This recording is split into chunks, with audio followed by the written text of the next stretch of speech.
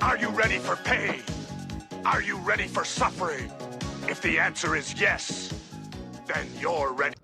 So it's always so interesting when you hear people talking about, oh, black folks can't swim. And it's like, that's because of racism and anti-blackness.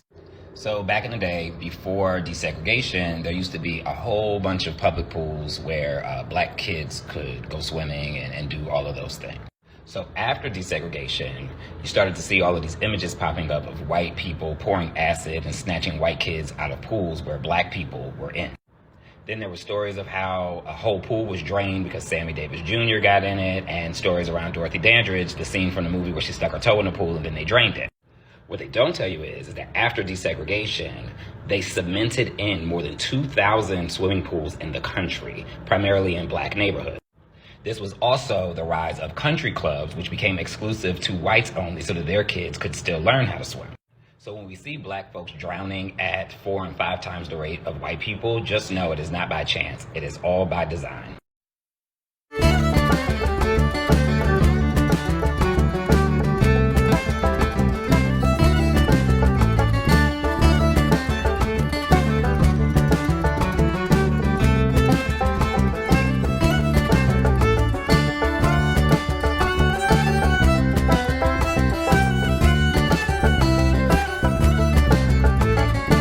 Some people with pretty privilege will never understand what it's like to be seen as unattractive by society who doesn't have pretty privilege, which is fine. It goes back to relativity, and I'm not wishing that upon you. I just want you to understand that the things you listed as small are like things some of us will never experience. Forget that. I can't even grasp experiencing things like that. And when I speak to pretty privilege, I'm speaking to people being treated decently and not being looked upon simply based on how they look. Like, just to be treated as a basic human being rather than being seen as less than.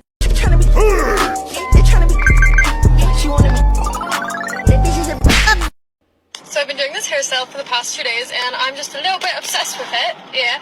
So I decided I'm gonna make it a trend. I'm gonna call it Sticky Bangs, and I love it. So if you want a tutorial... On the last day of Black History Month? What did we do to deserve this? We're supposed to be free! Leftists are trying to cancel Dr. Seuss. Let's talk about it. Ugh, time to mansplain. While I can understand from her viewpoint saying that there's a white savior complex and a lot of things, in this case, I don't really see it. Out of all of these books, I don't see anyone reading them. Even with that creepy ass mongoose, I ain't trying to see that. Her argument was that it was a representation of the time of how people saw Asian people. I'm pretty sure if an Asian person saw that back then and had the power to get rid of it, they would probably get rid of it. Asians and Asian Americans at one point were treated horribly in America, and they're still not getting a lot of representation. Like, I get it, this was for one time, but just because this is from one time doesn't mean I want to see it now. Like, there are some things that are meant to be in the past or in a museum. Like, I don't need to see this every day. Like, I don't want to see children's books for my kids if they have, like, minstrel-looking characters on it. Like, that's seriously messed up. Just some food for thought. I'm not mad, I'm just... I love this person's comment because they are starting to peel back the onion and ask the right kind of questions. Essentially, this person is trying to tease out what's behind white people's impulse to culturally appropriate. I'd like to add to this that I don't think that it's because white people think that they lack a sense of community. I think that white people think that they have a community, but there's not a collective white identity, and I think that there's a difference. White people don't have any issue identifying as part of various communities. They have an issue with identifying those communities as being white, and as the basis for being part of those communities is their whiteness. So the issue isn't a lack of community, it's a lack of awareness of their whiteness. Because white people often see their ways of existing as being the default, cultural appropriation is like adding ornamentation.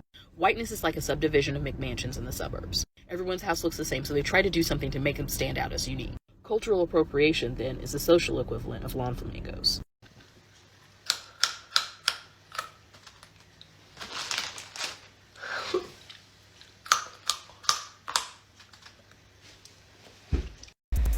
There's a lot of people who agree with this sentiment, the idea that capitalism could be reformed. But unless you fundamentally change the incentive and power structure, it's always going to revert back to this. Think of all the reforms in the New Deal and how corporations have whittled them away over the last century. Virtually every reform of the New Deal has been completely wiped away. We have antitrust laws on the books to prevent monopolies, but they're not enforced. Insider trading is illegal, but it's not enforced. Minimum wage used to be able to support a family, now it can't even support one person. And nobody can retire on their Social Security benefits alone. And that's just the New Deal reforms I can think of off the top of my head. Because as long as the underlying incentive structure is to maximize profit, it will always be in a corporation's best financial interests to undermine democracy, to undermine any regulations or checks we have on it. The fundamental systemic changes necessary to safeguard against that inevitable backslide into yet another Gilded Age are so radical and fundamental that it wouldn't even be capitalism anymore. Now, funnily enough, the incremental transition from capitalism to whatever system would be next is what I advocate for, because that's how massive social, economic, and political systems change, gradually. Feudalism didn't give way to capitalism overnight, it took centuries.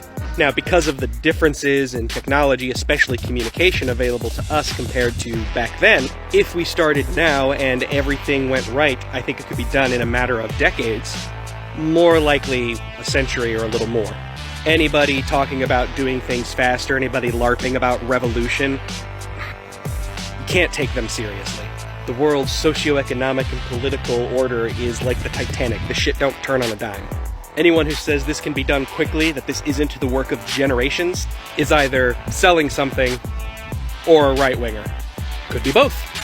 Looks like a girl! Literally the gayest thing I've ever watched. You sure that's the gayest thing you've ever watched? Bro, you look like someone who would ask for almond milk. First of all, I would never ask for almond milk. I ask for oat milk. I'm gonna pretend that thing is human. I'm actually not human. I'm an alien. It's not actually a great thing to be human. POV, no father figure.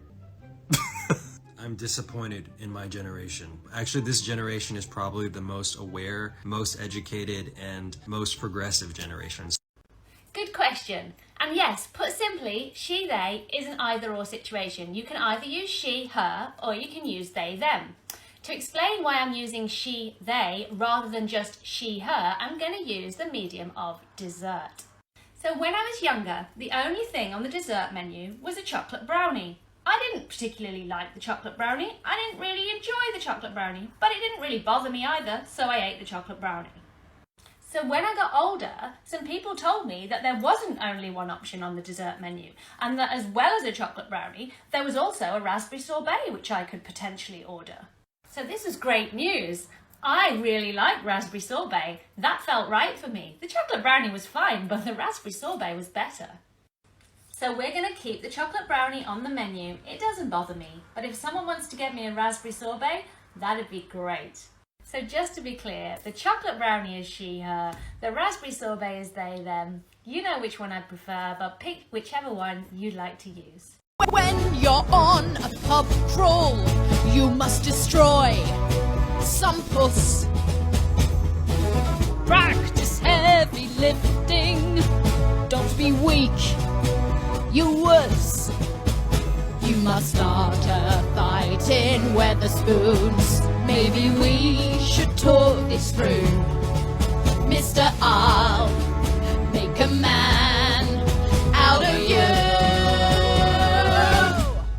Be a man, we can have feelings, show emotion. Man, don't need hard abs like magazine. Man, we're allowed to cry if our cat goes missing. To hell with this toxic masculinity.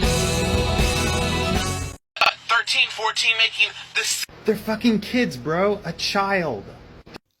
I just got one question. Were the black kids y'all were calling slaves and threatening to whip not children as well?